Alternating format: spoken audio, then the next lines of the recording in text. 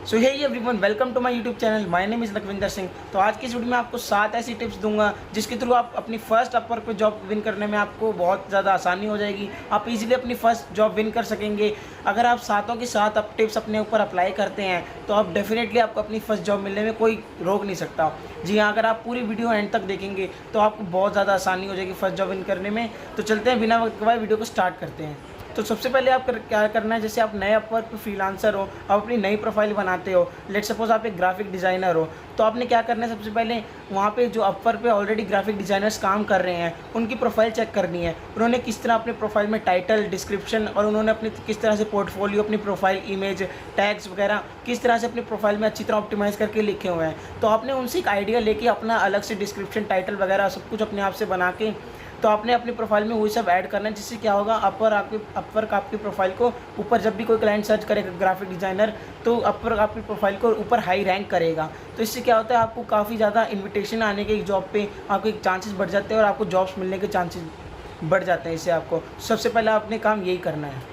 तो second tip ये है कि अगर आप जैसे नए फ्रीलांसर हो अपवर्क पे, तो आपने अपनी प्रोफाइल का जो आर्ली रेट होता है उसको इतना अनरियलिस्टिक नहीं कर देना है। जैसे अगर आप नए फ्रीलांसर हो, आप अपना स्टार्टिंग में ये रेट $30 पर आवर कर दोगे, तो क्लाइंट अगर आपकी प्रोफाइल पे आ भी गया तो वो सबसे पहले यही चेक करेगा आपका पोर्टफोलियो। अगर उसका पोर्टफोलियो नहीं दिखेगा और सोचेगा कि आपने $30 अपना स्टार्टिंग में प्राइस रख रखा है, तो आपको हायर नहीं करेगा, वो किसी प्रोफेशनल को हायर करेगा। यहाँ तक कि जो बड़े से बड़े टॉप रेटेड सेलर भी होते हैं, उनके प्रोफाइल पे रेट थोड़े लो होते हैं स्टार्टिंग में। तो आप स्टार्टिंग में जैसे $5, $10 से स्टार्ट कर सकते हो पर आवर। ये भी आपका बहुत अच्छा रेट है। तो आप इस थोड़े लो प्राइस से भी स्टार्ट करना है स्टार्टिंग में, क्योंकि उससे आप क्या होगा, आपको कोई क्लाइंट आपको ईज़िली हायर कर लेगा, उसको कम पैसे देने में कोई उसको बुराई नहीं है। थर्ड टिप ये है कि जैसे आप किसी अपवर्क पे जॉब पे अप्लाई करते हो, तो जितना आपका जो कवर लेटर होता है, एक तो उसको कॉपी पेस्ट नहीं करना, और अब हर बार जब पूरा जॉब देखना है तो जितना हो सके उस कवर लेटर को अपने शॉर्ट रखना है, क्योंकि कोई क्लाइंट इतना फ्री नहीं बैठा कि आपके लंबे चौड़े कवर लेटर को पढ़े वो। तो आपका जितना कवर लेटर शॉर्ट हो सकता है उसको उतना ही शॉर्ट रखना है। उससे क्या होगा कि क्लाइंट आपका कवर लेटर ईजिली पढ़ लेगा कुछ सेकंड्स में और आपको इंटरव्यू करने लगेगा। आप इंटरव्यू में कितना अच्छे से उसको एक्सप्लेन कर सकते हैं वो आपके कम्युनिकेशन स्किल पे डिपेंड है। नेक्स्ट टिप ये है कि आपको अपनी कम्युनिकेशन स्किल पे इंप्रूव करना है। आपको इंग्लिश लैंग्वेज आपको मस्ट आनी चाहिए, क्योंकि ज़्यादातर ऑलमोस्ट लगभग 90% ही क्लाइंट ज़्यादातर इंग्लिश रिकमेंड करते हैं, क्योंकि उनको इंग्लिश उनकी नेटिव लैंग्वेज होती है। ज़्यादातर बाहर आते हैं यूएसए से, यूके से, आपको इंग्लिश लैंग्वेज आनी बहुत ज़रूरी हो जाती है। तो आपको इंग्लिश सीख लेनी चाहिए जितना जल्दी हो सके, क्योंकि फ्रीलांसिंग में चाहे आप किसी भी प्लेटफॉर्म पे काम कर रहे हो, फाइवर, अपवर्क, फ्रीलांसर, तो आपको इंग्लिश वहाँ पे आनी चाहिए। क्योंकि अगर आपको इंग्लिश नहीं आएगी तो इसमें बहुत ज़्यादा प्रॉब्लम हो जाएगी, क्लाइंट से आपको डील नहीं कर पाओगे, आपको ऑर्डर बहुत कम आएंगे। तो इसलिए जितना अच्छा हो सके अपनी कम्युनिकेशन स्किल इंप्रूव करो, और इंग्लिश जितना हो सके अच्छे से अच्छे उसमें फ्लुएंट हो जाओ, जिससे क्लाइंट को आप इजीली इतना अच्छा मतलब कम्युनिकेट कर सकें, आपके वो वर्डिंग से इतना अच्छा इंप्रेस हो जाए, आपको डेफिनेटली जॉब देगा। तो अब मैं आपको बताता हूँ कि जो आपने अपवर्क पे जॉब फाइंड करनी है वो किस तरह से करनी है, कौन कौन से अपवर्क के आपको फ़िल्टर यूज़ करने हैं। तो सबसे पहले यहाँ जो एडवांस सर्च का है, सर्च फॉर जॉब्स के नीचे जो ऑप्शन है एडवांस सर्च, यहाँ पे आपने क्लिक करके सिंपली सर्च पे क्लिक कर देना है। यहाँ पे आपको सर्च पे क्लिक करने के बाद आपको क्या करना है, लेट सपोज जब आप डेटा एंट्री का काम करते हो, क्योंकि जब भी कोई नया फ्रीलांसर होता है वो स्टार्टिंग को डेटा एंट्री से लेता है, तो मैं डेटा एंट्री की जॉब में आपको बताता हूँ किस तरह से आपको फाइंड करनी है। तो यहाँ सर्च कर लेते हैं डेटा एंट्री।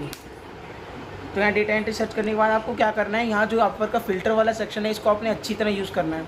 सबसे पहले आपको क्या करना है, ये जो या स्क्रॉल करके यहाँ जो क्लाइंट इन्फो वाला सेक्शन है, इसमें आके जो पेमेंट वेरीफाइड वाला है इस पर टिक कर देना है, क्योंकि अगर क्लाइंट का पेमेंट मेथड ही वेरीफाइड नहीं होगा तो आपको पे क्या करेगा।